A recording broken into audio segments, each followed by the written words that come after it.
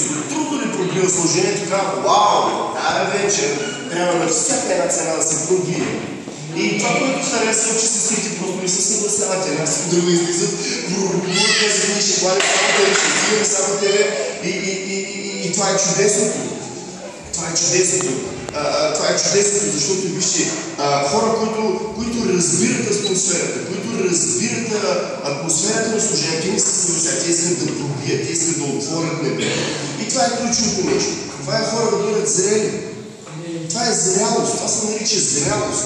Не всеки се съгласява да се напъва и да пробие и да влезе в слава. Повечето просто се надяват да се стоят така. Но не даже, не просто ще пробием. Сестри, слава Богу, пробиха хвалението. Не просто се надяват, че като служение, просто ще минем на съвсем друго място. Амен. И тази вечер, което искам да ви споделя, скъпа църква, това, откъдето искам да започна. Искам само малко да се върна назад. Това, което се е случило тук, като са били на конференции, както е минала седмица, когато сме били, всичко е чудесно. Кой е получил пророчество, кой е насърчение, кой е неща всеки за себе си, това е чудесно. Но ключовото нещо, което този Божий човек каза е едно, и то е едно просто и ясно послание. Само по себе си, че това е пророкувано на някои и така, това е чудесно, това е да се насърчение. Обаче, вижте, посланието му беше много просто. Посланието беше едно единствено нещо. Очаквайте да дойде по-голяма трудност в Португалия. Някой помни ли това и някой дори го е разбрал. Сега, тези, които не са го разбрали, това беше посланието. Посланието от Божия пророк или от Бога, дошъл пророк, да каже само с две думи. Идва по-трудно време в Португалия. Това беше посланието, което той трябваше да каже. Защо е така? Но той каза нещо много ключово. Но вас това няма да ви попречи. Това беше ключа. Но вас това няма да ви попречи. Ще дойдат по-трудни времена, но вас това няма да ви попречи. Защо обаче? Какво се различаваме ние от всички други португалци? Имам предвид, говоря за цялата държава, не говоря за българи и смисъл нас, говоря за цялата държава, което стои трудно време. Но вижте, ключовото нещо, ако обърнете внимание, когато духът на Бога се движи, когато Бог идва, Божието Слово идва, когато Бог праща пророки и така нататък, когато идва пророческо Слово от небето към определени хора, то е защото за да ги подготви, то е защото за да стъпят на определено място. Така ли иначе буря ще дойде, просто тебе не трябва да притеснява, не трябва да плаши. Буря идва да се види и да падне това, което ни е от Господа. Бури, ветрове, трудности идват, за да падат неща, които не са от Господа. Затова е буря. Ако ти си от Господа, ако ти си вкоренен Господа, ако ти си на здрава основа, би трябва въобще да не се притесняваш. И това е ключа. Сега обърнете внимание, ние като църква, като служение. Просто напредна на време, като говоря бързо. Като църква, като служение, има много важно нещо, което трябва да направим. За да ни бъдем, за Божие да устоим във времето.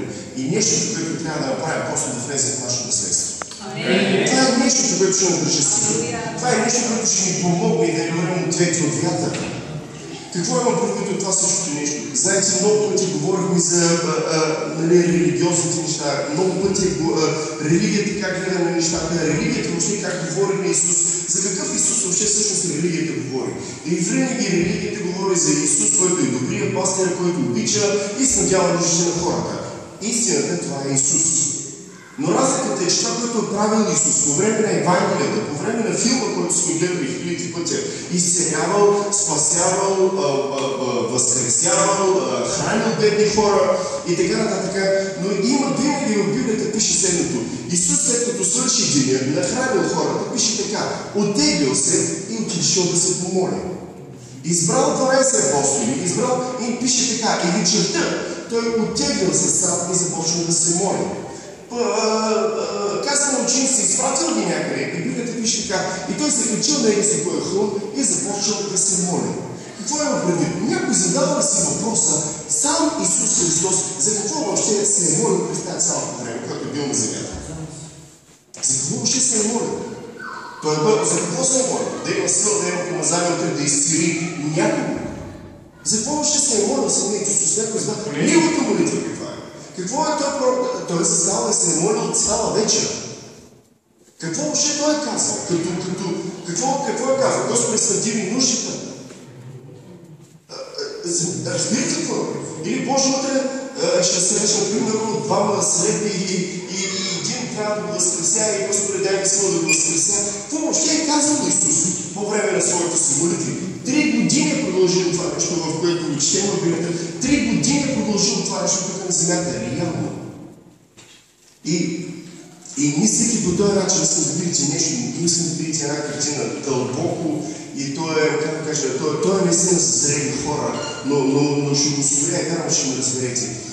Това, което аз вярвам, че Исус Христос през това цялото време, през тези 3 години на Евангелието, Той се е молил да има верен екип, верни хора с него. Той не се е молил да бъде изцелен някой, Той не се е молил да бъде съдена нуждата на някой. Той самия, Той е там. На едно място, ако забележиш, в Евангелията пише фарисеите или Люха, преди му казаха, твоите ученици, защо ни постят? И той казва, доженете се сред тях, защо да постят? Или изведени самото моето неговото присъствие, снабдяваше нуждите на хората. Без случай, Исус е там. Исус, когато е там, няма нужди.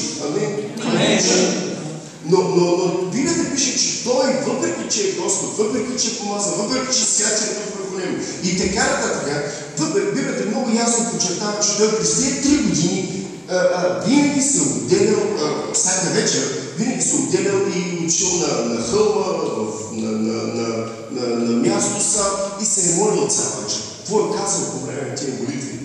Искам да видите нещо скъпо църква. През всичките тези молитви, които Той се е молил да и то единствено нещо. Или цяла вечер Той е ходатайствал просто и ясно за 12 човека. За 12 човека. За 12 рибари, един между тях е бирник, Матей и така нататък. 3 години Исус ходатайствал и казал, Боже, ти, които съм намерил, ти, които съм избрал, ти, които си ни дал, верни да бъдат на това, което аз ще им оставя.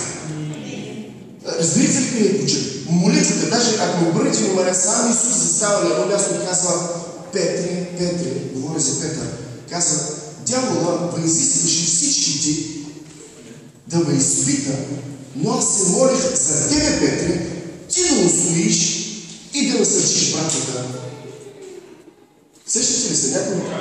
Смисъл, просто не искам да видите картина, понеже друг искам да говоря. Искам да кажа, че буквално да минем от това, в което говоря. Амин, и реално неща да стават, нали?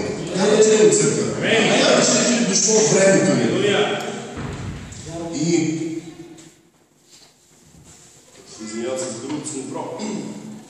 И вижте, Исус се е молил 3 години, просто помислете, всеки ден с тия хора, с тия ученици, изцелява, снабдява, благославя, възкресява и вечерта застава и казва, тия хора, които виждат сега, отделили се от хората. Всички хора се отиват, кой ял риба, кой ял хляб и така нататък, кой къде е дошъл, кой е изцелен, и всеки си отива. Остава с 12 човека. Или с една група хора. Ученици, не са все още апостоли. После са станали апостоли, като се разбрали, се трили после, когато са разбрали, те тогава са станали апостоли. Но през цялото време са били ученици. И Исус правеше следното, просто заставаше, казва, Отче, Татко, тия, които си ми дал, искам да бъдат с мене в едно. Както аз съм в тебе, така и те да бъдат в мене. И ние всички заедно да бъдем в тебе. Както си възлюбил мене, така аз се моля да възлюбиш и тях, понеже аз ги възлюбих. За да сващате в Йоан. Картината такава. 3 години. 3 години. Исус искаше да бъде в тях. Исус искаше да бъде в тях. Не те да бъдат с Него. Той самия искаше да бъде в тях. Амен. И трябваше да мине период и време на обучение. Защо е така, скъпа църква? Само ти и аз, сега просто всичко ясно да не сме просто вярващи, но да бъде Христос в нас и ние в Него, както в Отец. Амен. Сега, какво имам предвид? Библията много просто казва, много ясно казва, че Исус сега в момента е на небето и Той е отдясно на Отец в престола.